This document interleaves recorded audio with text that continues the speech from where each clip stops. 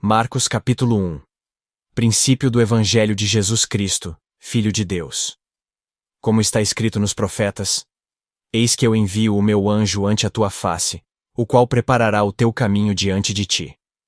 Voz do que clama no deserto: Preparai o caminho do Senhor, endireitai as suas veredas. Apareceu João batizando no deserto, e pregando o batismo de arrependimento, para a remissão dos pecados. E toda a província da Judéia e os de Jerusalém iam ter com ele. E todos eram batizados por ele no rio Jordão, confessando os seus pecados.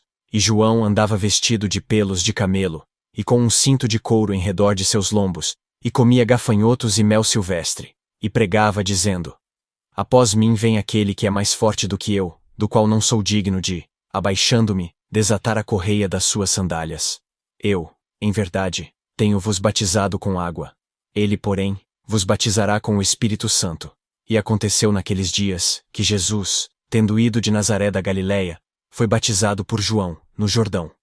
E logo que saiu da água, viu os céus abertos, e o Espírito, que como pomba descia sobre ele. E ouviu-se uma voz dos céus que dizia: Tu és o meu Filho amado em quem me comprazo. E logo o Espírito o impeliu para o deserto. E ali esteve no deserto 40 dias, tentado por Satanás. E vivia entre as feras, e os anjos o serviam.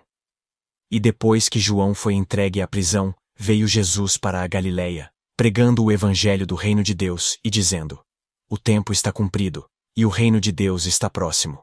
Arrependei-vos, e crede no evangelho. E andando junto do mar da Galiléia, viu Simão e André, seu irmão, que lançavam a rede ao mar, pois eram pescadores. E Jesus lhes disse: Vinde após mim, e eu farei que sejais pescadores de homens. E deixando logo as suas redes, o seguiram. E passando dali um pouco mais adiante, viu Tiago, filho de Zebedeu, e João, seu irmão, que estavam no barco consertando as redes, e logo os chamou. E eles, deixando o seu pai Zebedeu no barco com os empregados, foram após ele. Entraram em Cafarnaum, e logo no sábado, indo ele à sinagoga, ali ensinava. E maravilharam-se da sua doutrina, porque os ensinava como tendo autoridade, e não como os escribas. E estava na sinagoga deles um homem com um espírito imundo, o qual exclamou, dizendo: Ah, que temos contigo, Jesus Nazareno? Vieste destruir-nos? Bem sei quem és, o Santo de Deus. E repreendeu-o Jesus dizendo: Cala-te, e sai dele. Então o espírito imundo, convulsionando-o, e clamando com grande voz, saiu dele. E todos se admiraram, a ponto de perguntarem entre si, dizendo: Que é isto? Que nova doutrina é esta? Pois com autoridade, ordena aos espíritos imundos, e eles lhe obedecem. E logo correu a sua fama por toda a província da Galiléia. E logo, saindo da sinagoga, foram à casa de Simão e de André, com Tiago e João. E a sogra de Simão estava deitada com febre, e logo lhe falaram dela. Então, chegando-se a ela, tomou-a pela mão, e levantou-a. E imediatamente, a febre a deixou, e servia-os.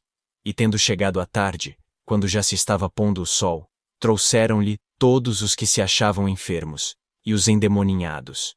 E toda a cidade se ajuntou à porta. E curou muitos que se achavam enfermos de diversas enfermidades, e expulsou muitos demônios, porém não deixava falar os demônios, porque o conheciam.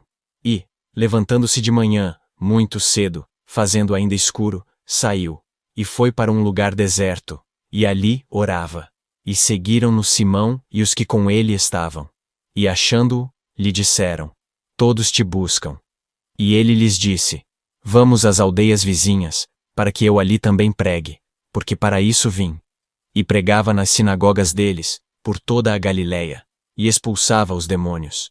E aproximou-se dele um leproso que, rogando-lhe, e pondo-se de joelhos diante dele, lhe dizia: Se queres, bem podes limpar-me.